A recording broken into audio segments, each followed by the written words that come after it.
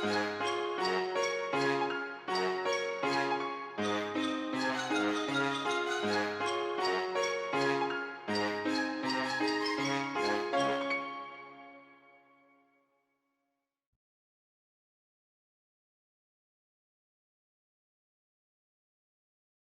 back to Storytime with Mary's Child Development Series. We are continuing our conversation with Baba Darzi, a clinical psychologist from Hearts and Minds Aloud. Hello, Baba, how are you? Hi, Mary. I'm well and excited about today's topic. Fantastic. I'm really excited too, because today we are talking about how we can support our children to learn some of life's valuable lessons. So, Baba, I want to start with you. And just, could you give us a quick breakdown around what are some of these valuable lessons we can teach to our children? Up until now, we've sort of focused on learning around play, right? But we find that child development goes far beyond that. And learning different life lessons will help them, integrate into society and then have a well-rounded upbringing. So, you think about some values like, responsibility, good manners, being honest, curiosity, and of course, the very big ones like respect. So it's a good thing that we're talking about that today because those make a big impact in the development of the child. Perfect. And I think you mentioned respect, and that is a big one. So can we start with respect? And how can we support children to learn more about respect and respecting others and their friends? When we spoke about diversity, we mentioned that, respect is a foundation for helping children accept and embrace diversity a lot. So continuing that conversation here and saying respect is a foundation, a big foundation for learning many other life lessons. For example, a child who understands or gets the concept of respect will respect your authority, listen to the guidance that you are given to them. A child who has respect will, be better integrated socially. Basically, respect is a great foundation for learning so many other values, good manners, and all of the ones that we've spoken of. So how are you as a parent modeling the concept of respect to your child?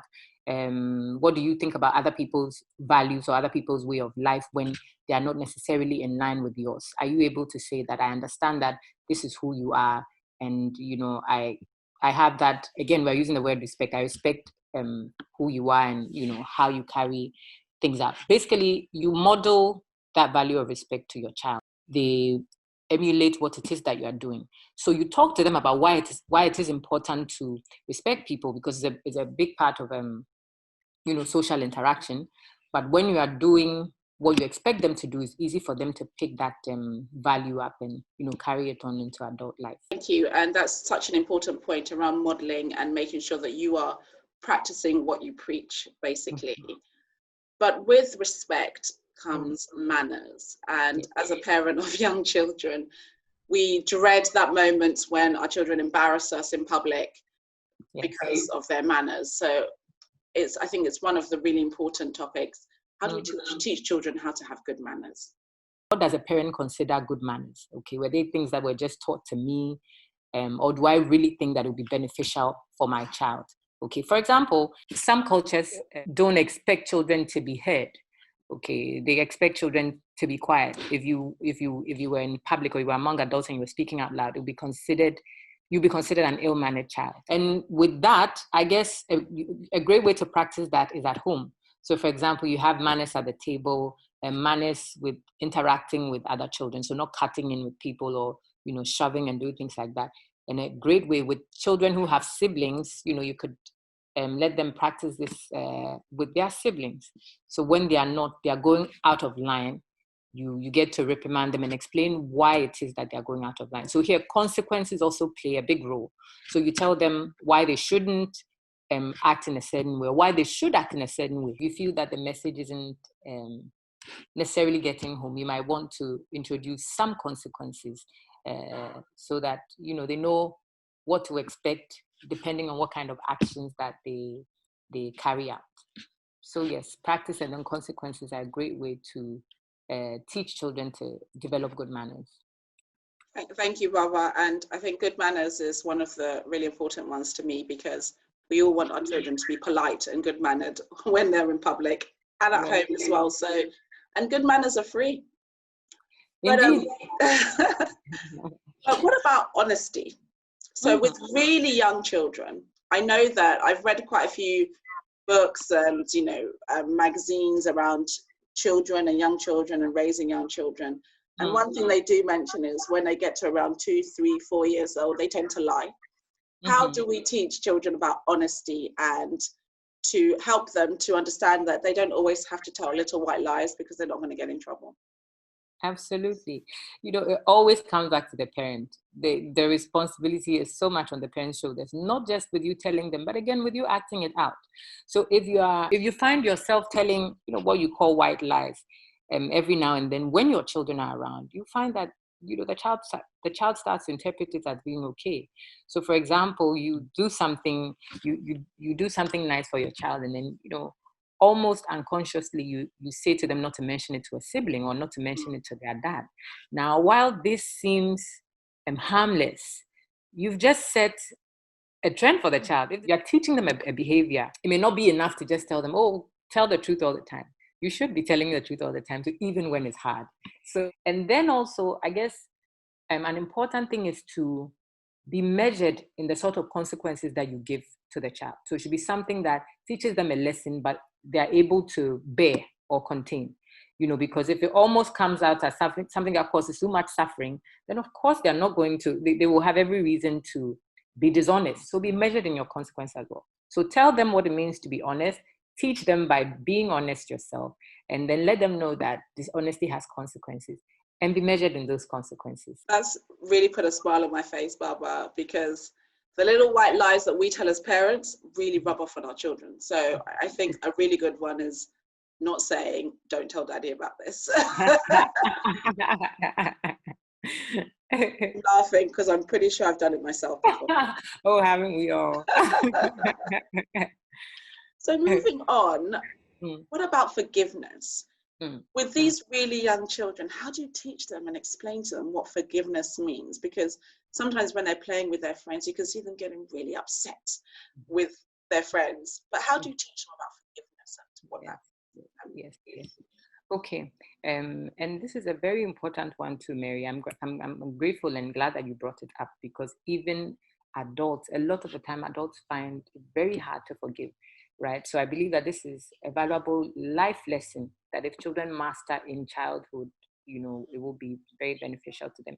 I think this also ties in a bit with, well, I correct me if I'm wrong, I'd love to hear what you think, but it also ties in a bit with losing gracefully, right? When, things that they do isn't always about winning or being on top, okay? It's also, saying that it's okay to let things go sometimes. I think it's just the concept of, letting go, especially in play, like you said.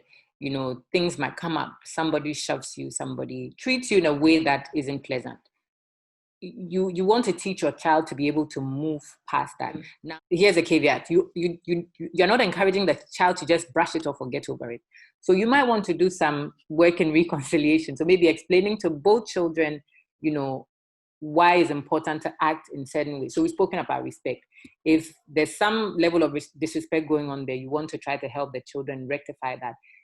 And then help them to move past that. Okay, so maybe set them up in a different environment where they can play again and, forget, sort of leave what happened in the past and communicate that maybe something bad happened, but the person involved wasn't necessarily a bad person. I think that's a lesson that you want to teach them.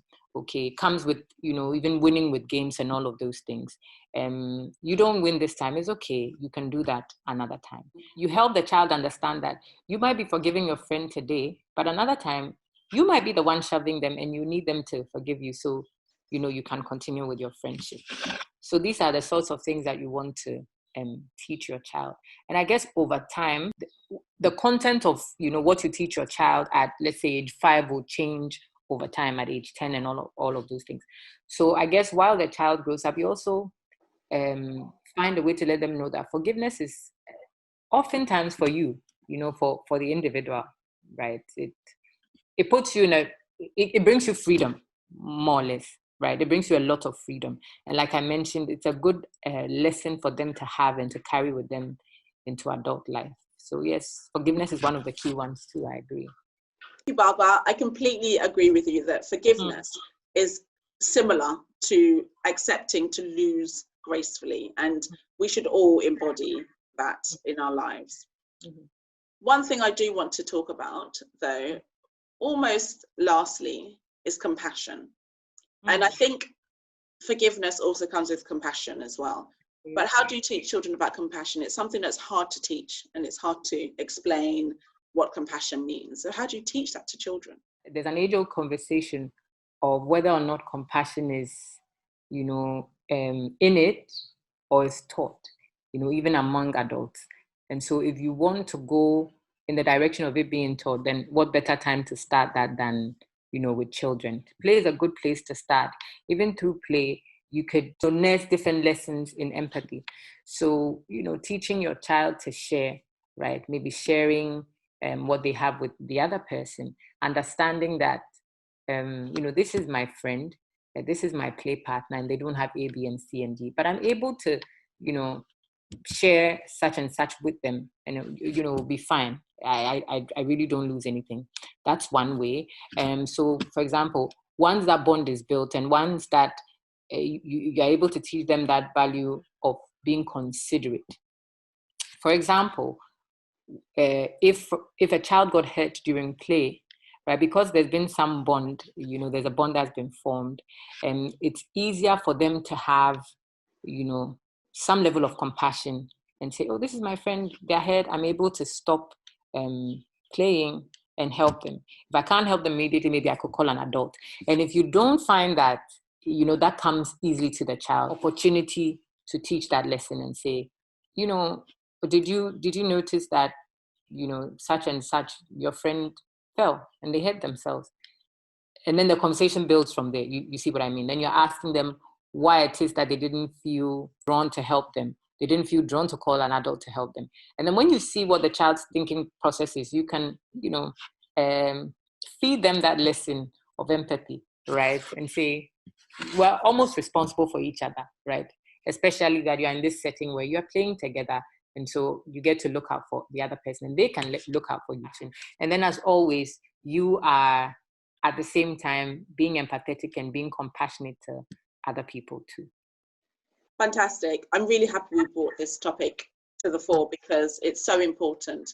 For me, with young children, teaching them about compassion is such a hard thing to do, because you can't even explain it. You only have to show it. Yes. But the last thing that I want to talk about, because this is Storytime with Mary, and we love to learn and we love to read books. Yes. How do we teach children about the joy of learning? It's so hard with young children to teach them to love learning. Is that something you can teach? There's an excitement about new things, okay, that most people like. With children, we find that, they are generally adventurous. So usually when there's something new, they're quite they're kind of drawn to it.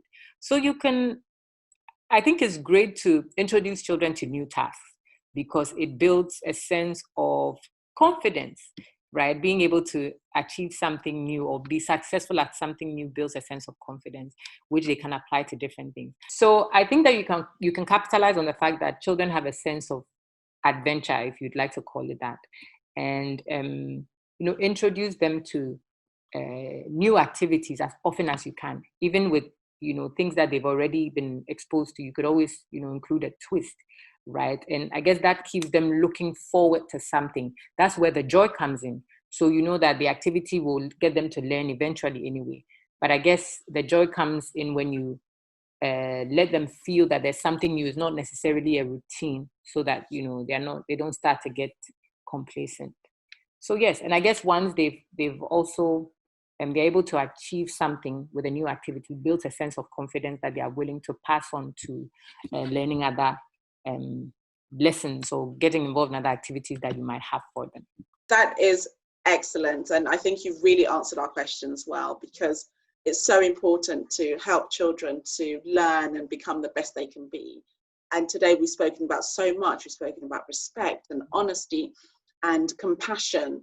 some of the things that we can teach our own children to help them to become better versions of themselves. So thank you so much for today. Baba, before we go, please remind us how we can get in touch with you if we want to continue this conversation further. Absolutely. So it's Hearts and Minds Aloud on Instagram and on Facebook, and heartsandmindsaloud@gmail.com. Brilliant. Thank you so much, Baba. It's been fantastic talking to you as usual, and we'll talk to you again next time. Thank you for having me, Mary. I look forward to our next conversation. Fantastic. Thank you.